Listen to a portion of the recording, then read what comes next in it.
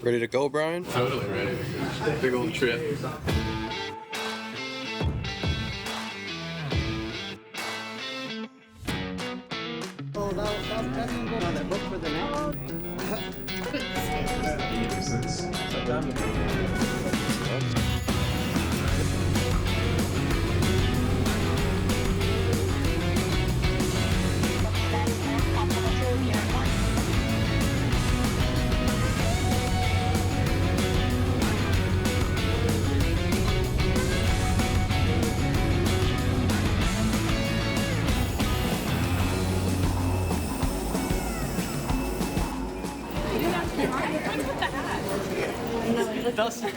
Recreational kung fu. I hope you know the weather outside.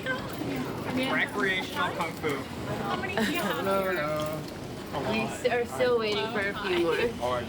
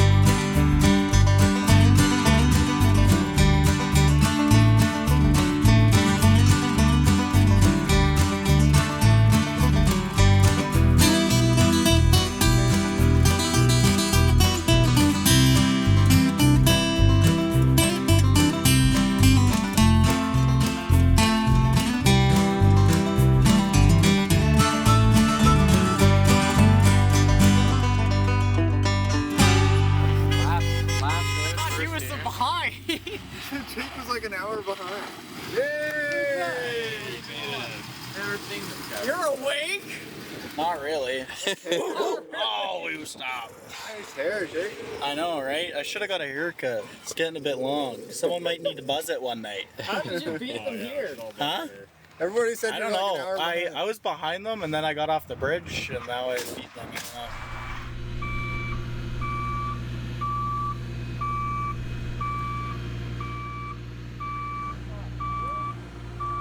All right, we're at the farm now. We're unloading trees. We got everyone here. We got all the trucks and all the trailers. We got this new guy here. Love your This video is just Spencer with a new haircut. Yeah. There we go. Yeah, so we're just unloading trees. We got a couple of people up there doing the hooks, and then we got a couple of people on the ground. Me and Mark on doing the unhooking, just keeping everything going really smooth. We got about 70 trees to unload today. Everybody came in good. We got a couple guys driving down, and most of our guys came in on flights. Everything came on time, and we're all met up here at the farm right when we're supposed to. Everything's going good. Mark's doing good swinging these trees. And we got Kyle, the other crew lead for the hardscape team, on the machine. Yeah.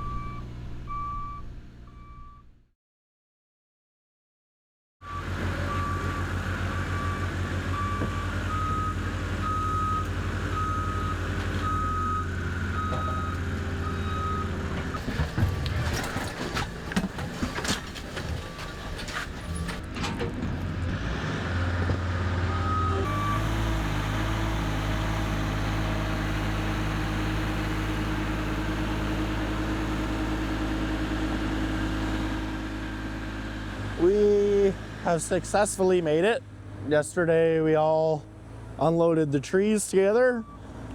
Then went back, the guys did a little barbecue together and hung out. We're back here this morning. We're starting at 7 the next couple weeks here. So We have lots of cleanup to do on this site. The contractors that are here working on the 2 barns have some piles of stuff that we need to get rid of for them. So let's go around and get rid of some stuff here for the first little bit in the morning. There's quite a bit to clean up just so it makes it easier for us and them to work. Yeah, it just makes it easier for us and them to work if we go around and clean everything up. And then we have a lot of layout to do, marking out where all the roads are going and all the pathways, and as well as where all the trees are going. So I'm sure there'll be a lot of walking around with stakes and pounding stakes into the ground. So hopefully we can get into planting though today, hopefully. Because there's 120 trees to go in the ground in the next 2 weeks, so. A whole lot of trees, man. So, this is the barn on the property. So before it was quite run down, the roof was falling in.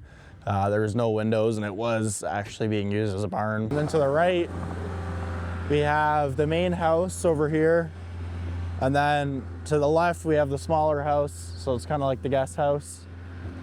And then here we have all of our beams and everything for the wood structures going up. So the carpenters have enclosed porches to put on this house. Those there are for the food shacks that are being built for events. So they have to work on those, which they're gonna start today. Those smaller beams are also for the food shacks. And then that is for like a little, I don't know how to explain it. It's like I think it's 30 foot long and like 5 foot wide, and that's like lattice, and they're gonna put like flowers and plants through it just as like a little focal part in the garden and for an event that's happening here later this year. And then out back there, that's like the pole barn they're calling it, but that'll be the shop eventually. So that'll be fully built out just as another shop. So there's a couple key areas, and then all within throughout here, there's getting roads cut in, all the trees planted, patios, walkways, the whole 9 yards. So we got quite a bit to do here in the next 2 weeks. Lots of work, man. Lots of work.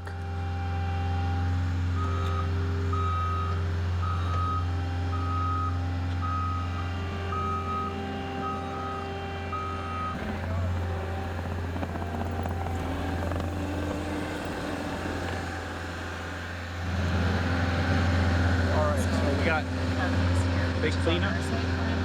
Yeah. Yeah, guys, we're just wondering if there's anything specific you think. Yeah, I think we'll start on tree planting. So we'll get some layout coming going today. on that. Kind of 4 stakes. Is that like walking around banging stakes in, or I'll hang on. just like curious to like if these are getting really spread out, or if it's more. Yeah, let's get the drawings out and we'll refer to the drawings.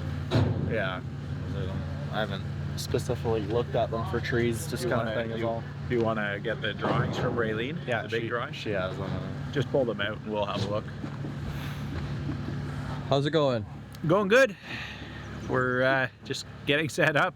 It's a very cold morning here. It feels like winter, so I definitely underdressed, but we're gonna get things set up and start laying out some trees. We're just cleaning up the site.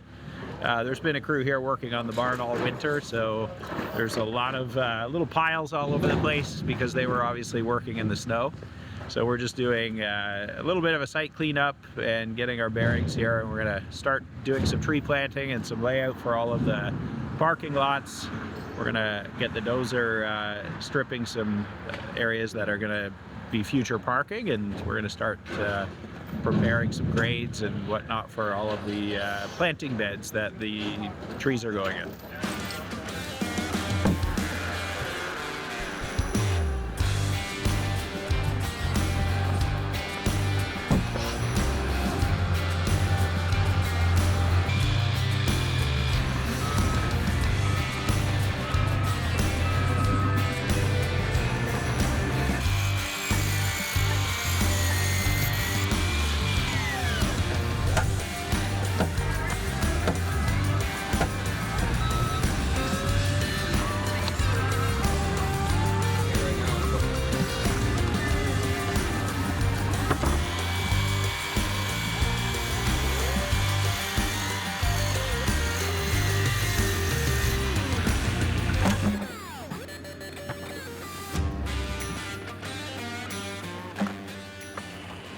So first day in PEI today. Carpenters are starting on the food shacks that we're building. Previously we shipped out a big 18-wheeler full of pre-cut material. So all these 8x8 beams that are stood up on this post here, they came in 3 bundles, and then the decks that we pre-made in the shop came in bundles. So this morning what we've done so far is lay everything out so that each section is like one food stall. So 1 deck, 4 beams. We put 2 short ones on and 2 long ones on, and then we've pre-cut all of our roof rafters. So the process right now is we basically mark how far down the beam we want it to stick out of the deck, and then put a block on it, make sure that the hole is big enough, hammer it down into slot, and then move on to the next one. And then we'll go around, we'll screw all of them at the same time, and then we'll start cutting some cross beams for the top, get all of those set, and then we'll lay all of our rafters. So the idea is we want to try and set it up like an assembly line where it's just bang, bang, bang, bang. Put one job on someone's task or on someone's list, they bang that out, move on to the next one. So just keep efficiency as high as it possibly can be. Yeah. Are you gonna get it done today? Oh yeah. I mean, these things will be built by lunch, and then frame them up with the 2x4s that Jim ordered. And then I think tomorrow we're getting some steel roofing that's all rusted and gonna fit the whole barn aesthetic. So it'll be good, yeah. But just slowly watch these things come around. I'm gonna finish laying out all the posts for everyone, and yeah, should go smoothly.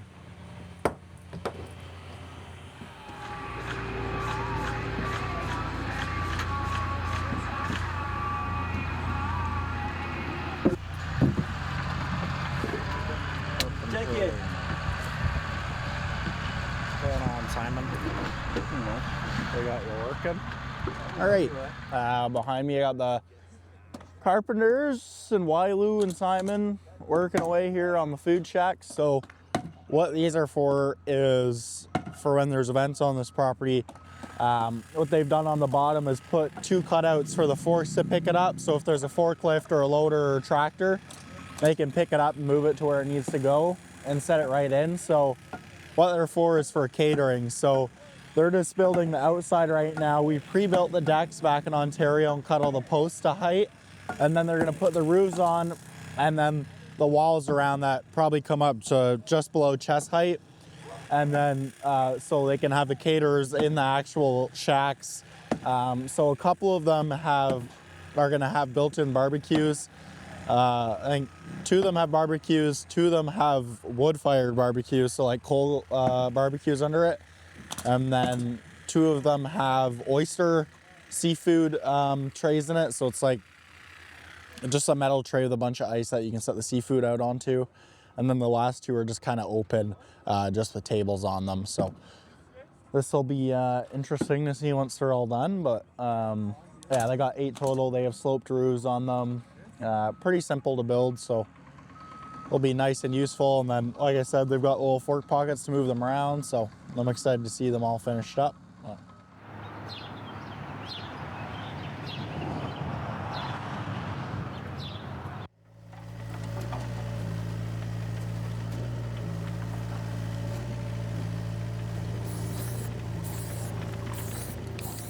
So when we're doing big planting jobs like this, what we often do is paint the numbers on the ground or on stakes. And then we just go ahead and paint the numbers on the correlating trees. And that way the crew can move really fast without doing a lot of thinking. The crew on that end is digging, and they remember what holes are what. And then as the crew is bringing them over with the tree boom, we like to use the Caterpillar tree boom on the machines because it's got a swivel hook on the end, which makes it a lot easier to position the tree. Then we just use a double chain. And so the guys are gonna bring them over with this, and they're over on the other end digging the hole with the excavator. And again, the numbering the trees just makes it much easier and faster. That way the operator, the ground man on this end, the person digging on that end, and the ground man on that end don't need to really think about looking at the drawing over and over and over. They just worry about the numbers. It really gets the production up makes a huge difference and prevents mistakes. So one person's doing the thinking rather than 5 people all trying to think about the same thing. Okay, Jake, pull it from the other side, then we're going to destroy the barn.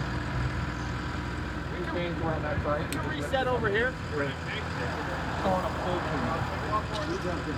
You're not going to rip it if you re-rig it. And we just did this at my house the other day, right? So if this has to come up, and now you pull back, now you're not yanking on the side of the tree. All this weight is now pulling this right out of the root ball, right? So come down, and now when you lift, all right, trees are underway. What else is on the go this week? Oh, wow, what isn't? There's lots to do here this week. So this area over here, we're going to be, first off, realigning the main driveway, and then we're building a new driveway that comes across this side of the barn and around. So the barn has actually been transformed into, or being transformed into 14 hotel rooms, a commercial kitchen, a dining area, sports facility, boardroom, and then a conference facility with a stage and space for 100 people. Eventually we're going to do cabins up on the hill out back as well. So this building, what we're going to do is put a parking lot right next to it for the hotel rooms and the kitchen. And then there's going to be another road that goes around behind the shop. And so that workshop in the back is a full workshop with a woodworking shop, a welding shop, and a mechanical shop. Kind of like Jake's shop back home, actually, except this one's my personal shop.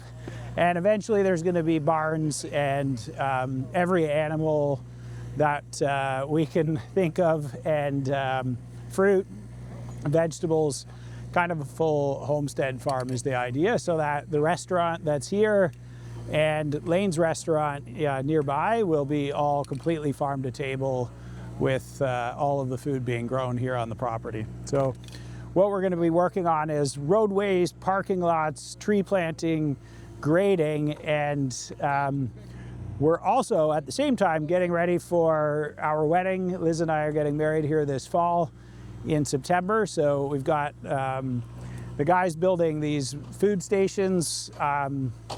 Basically what we're going to have is a whole series of these buildings where there'll be different chefs with different types of food in each when guests are arriving, both at the wedding and in the future here at the conference center.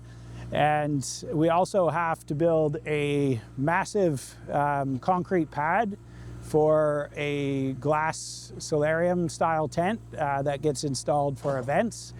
And there's quite a bit of grading and excavation around that, and then a lot more planting. That same pad doubles as pickleball courts and tennis courts. So the construction of that pad is not sort of typical for a tent. It's actually more like building a full-scale commercial pickleball and tennis facility. So lots happening, lots of excavation, lots of grading, and lots of tree planting here over the next 2 weeks. Yeah, they're in those little drawers.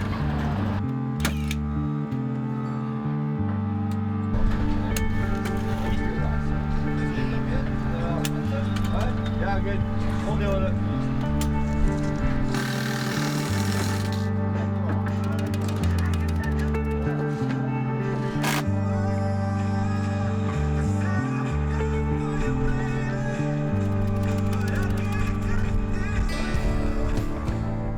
Yeah, overall progress is going good. The carpenter team's going really strong. We're getting all the back walls done today, and we're getting the bar builds started.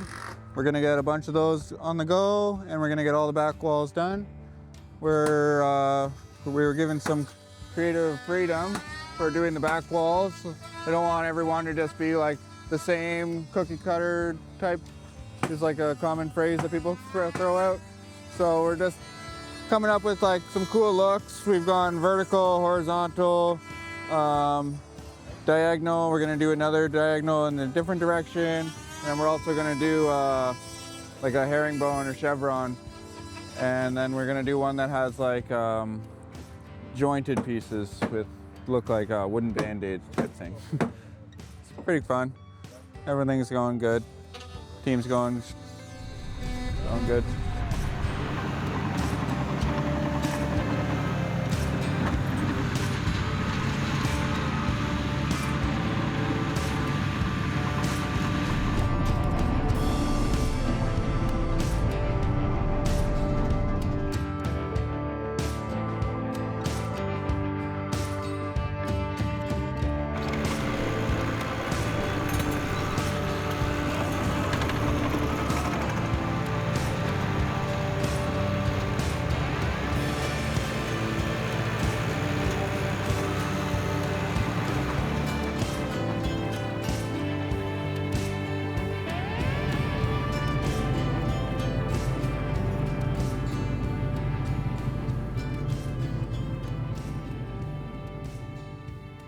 Your time on the job Is site with this guy. is with the smartest person on the job site, not with the hose. See how much you learned in a few minutes? Because when I was like trying to understand this with Jeremy and Jim, I learned, like, I understand the basic of it with Jim, and then trying to learn it with Jeremy, I was lost.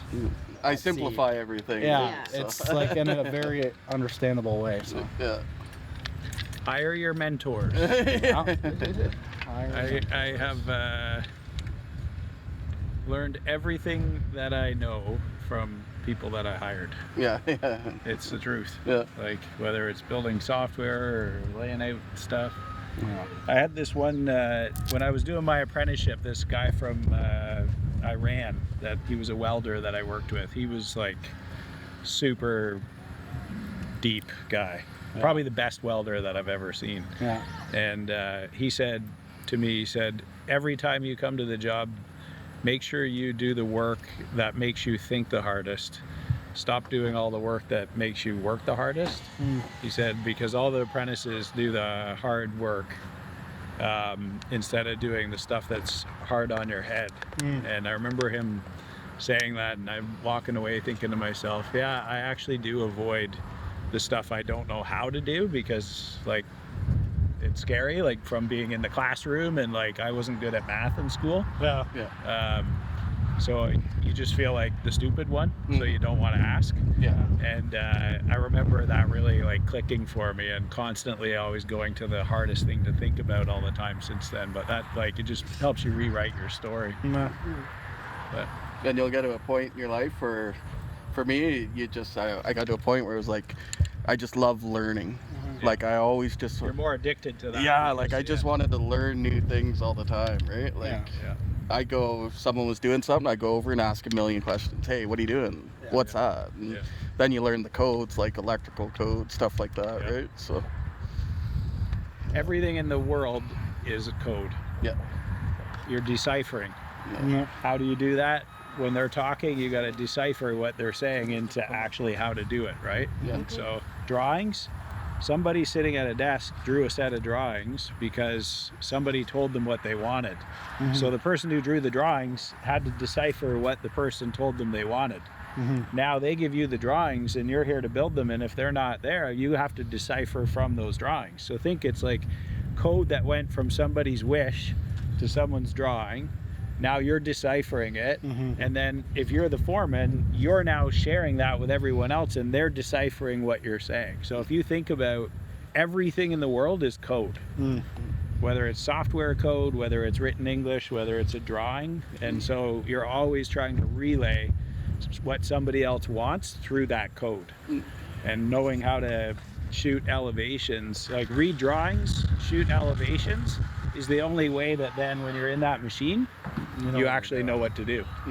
You can't learn to be a good operator until you can read the drawings and decipher that, because then in your head, you're constantly deciphering everything here. So without us even talking, I know what FG means, finished grade. So when I'm in the dozer and I see FG, that's all I need to know. And then I know what the drawing says, because that got put there. So everything on the job site is deciphering code. It's pretty cool when you think of it that way. Yeah.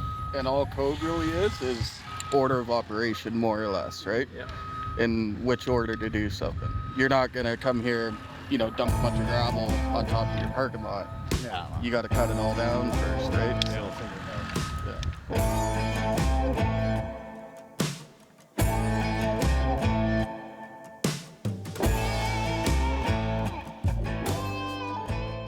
So today's project for myself at least was to get the back walls of all the food structures done. We had a little meeting with Mark at the beginning and he gave us the go ahead to be creative and encourage us to do different things. So the plan changed from originally doing all of them the exact same way to getting some individuality between them. So this one we just decided to go straight vertical. Nothing too fancy here, but it looks nice because of all the barn board, and pick some good pieces, face them all with the most character facing outwards like this. So if you got a tree bark, you stick that out and it, you know, tends to bring some character to the thing. So the second one that we've got here is just horizontal boards. Same thing, all the character on the outside. This one got a lot of live edge on the wood, so it looks pretty neat. Third, we've got a diagonal running to the right on the way down, and then this one over here, you're gonna have to come to the other side here because it's the opposite, but this one is a diagonal down to the left. So when you put both of these food stalls together, it will create like a pyramid kind of look, or they spread them out and do whatever they want with it. The fourth one that I came up with was our little basket design over here, where you do a basket weave. We did this one by setting all of our boards in place and only screwing every other board.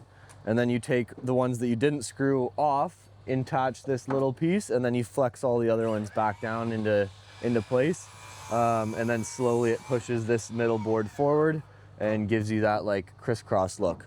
The fifth one that I've been working on for a while is my herringbone or fishtail or English box, whatever you want to call it. There's lots of different terms for it.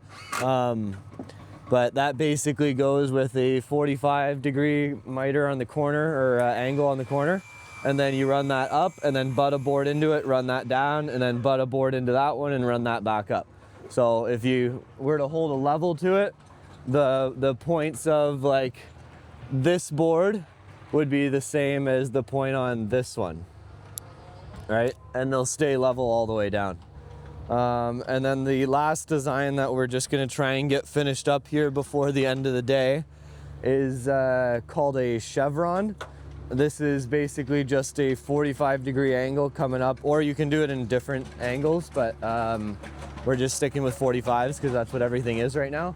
You could do like less of an angle and have it come like higher, or you could do it even steeper and have it come straight down, but you just meet it in the middle, peak it, and then run it down, and then all of these boards are gonna be the exact same all the way down until you get to this bottom corner, and then it'll build into here, and then these ones just build out from corner to corner. So, yeah, food stalls are getting some character. Tomorrow we'll be facing all these walls that Ryan has been building for us, and they'll really be coming together. Catch you guys tomorrow. Don't forget to like and subscribe. Drive was good though. It wasn't too long. Overnight in Quebec, and then finished the last 7.5 hours this morning. Not bad at all. Rolo's happy to be here now, so that's good.